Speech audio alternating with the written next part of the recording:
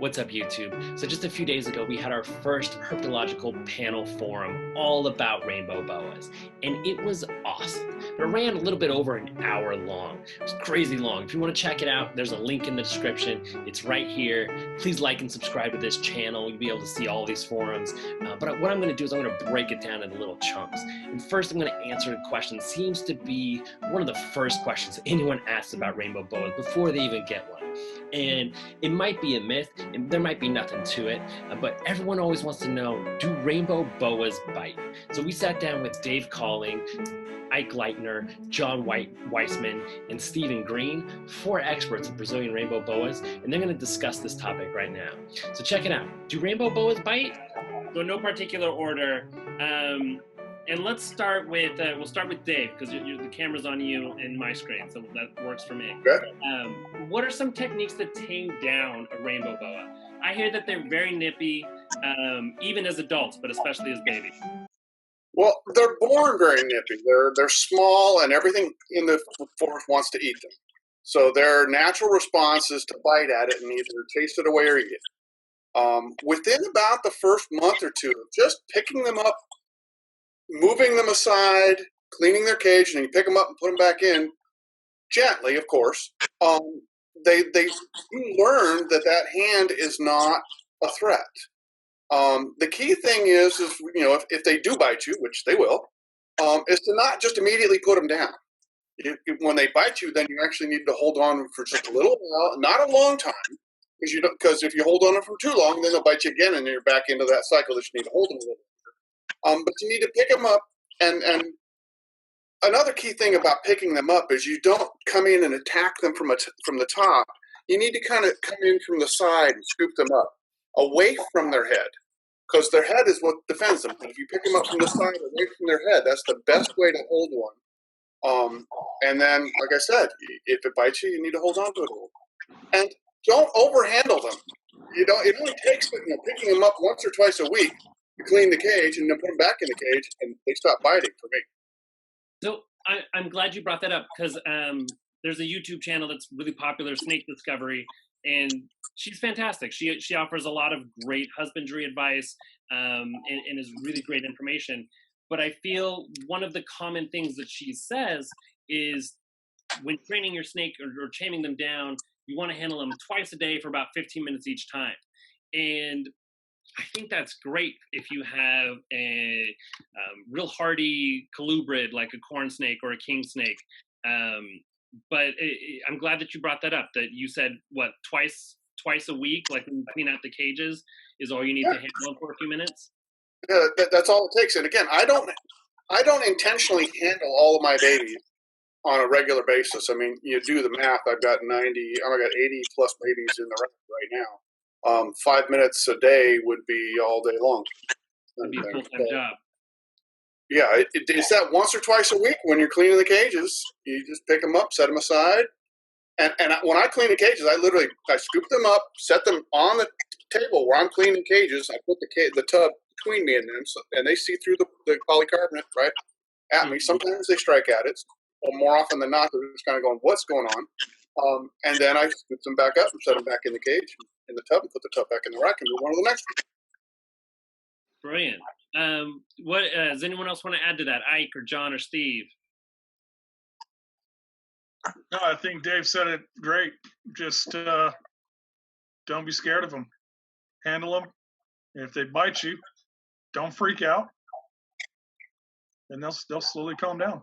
Right. I've heard, and I think this is particularly true with a neonate rainbow boa or a juvenile more so than an adult. But the best comparison I've heard is that it feels like someone's hitting you pretty good, but with like Velcro. Like, it's not gonna crush you and leave a dangerous wound in your hand. Does anyone? Even the adults don't hit you that hard. I actually missed. I was feeding an adult, and it got me, and it missed the rat. It got me, and it also got the rat. So it had the wiggling rat and me, and it was just latched on, pulling as hard as it could. Didn't feel very good. I'll admit it hurt.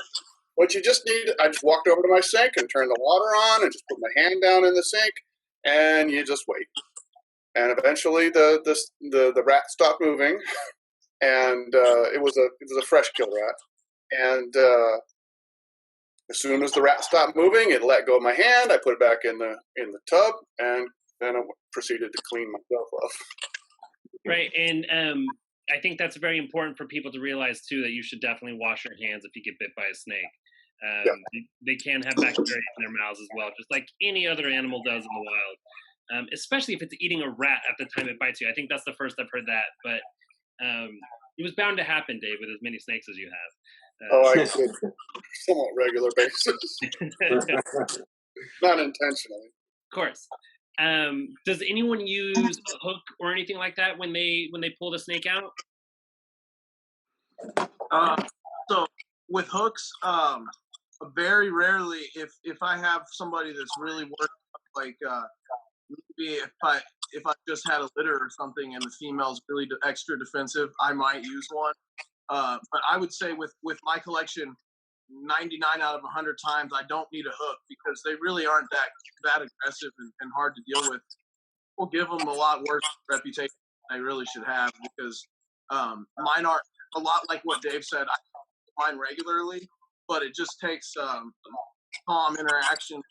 I have to deal with them for them to get pretty used to it, and I don't have to worry about getting bit often. Good. Yeah, Steve.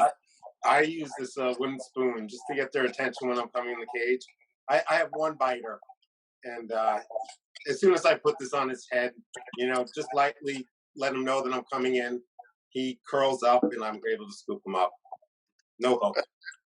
And that's a great point, Stephen. Rainbow boas are ambush predators, or what's known as an ambush predator. They're typically sitting there waiting for food to come by. And as soon as something moves and it's warm and it smells like a rat, they're all over it. Well, no matter what, you've got 2 out of 3 because you're warm and you're moving. Yep. So the key thing is I have a hook in my room. I almost never use it as a hook. I turn it around backwards and use the rubber end down into the cage and touch the snake and get the attention of one that I think is going to be aggressive. I use it for grabbing stuff. With a female that's just given birth, I just put a leather glove on and just reach in. Rarely even bites the glove, but the glove is there knowing that a freshly birthed female is quite often going to be a little more aggressive than one that's just a normal sitting there waiting for the next meal or cage cleaning. Yeah, that's great, and I think that's I'm glad you mentioned the glove too, because that's something I started doing. I don't have to do it anymore, but for a phase, one of my snakes, anytime I reached in, it wasn't a defensive strike. It was purely she thought she was going to eat. So even when I had her out, she would decide to take a bite out of my hand. And I started wearing a glove, and she did it once, realized that she absolutely hated it, and then that was the end of it. And it ended that sort of feed response where she'd try and figure out if I was food or not. That being said, so I wanted to get that out of the way. How do we kind of touched on it. Do you guys feel like that's a fair reputation that rainbow boas have? How do we feel about the bite question? And this kind of just opened to all of you. I kind of feel like, I've been bitten by more ball pythons than rainbow boas, and I don't even have ball pythons. So there's your answer. Right. That is a great point. I think it's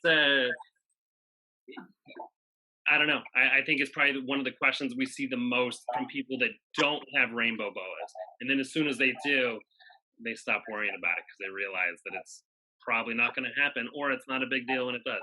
Well, great. So let's move on. So thank you, Dave. Can I add to that? Hey, yeah, Steven. Steve, go ahead. Yeah. So I sell rats on the side, and when I tell people that I have rainbow boas, everyone always says, "Oh, they bite. They're nippy. They bite." I haven't been bitten in almost 2 years. You learn the snake's behavior. You know when you're going to get bit, when they're going to strike. They can still strike at you and not bite you.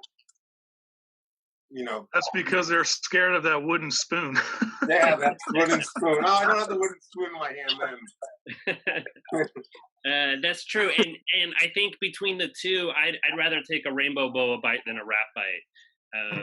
Oh, rainbow- absolutely. Mm-hmm. I got My bit worst by bite was a rat bite. rats, and that was brutal.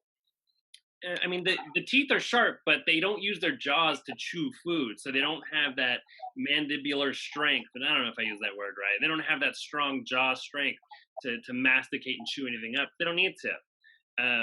Yeah, it's. I think today's International Cat Day too, so Well, I think it's probably the worst animal in a house you can get bit by is a cat.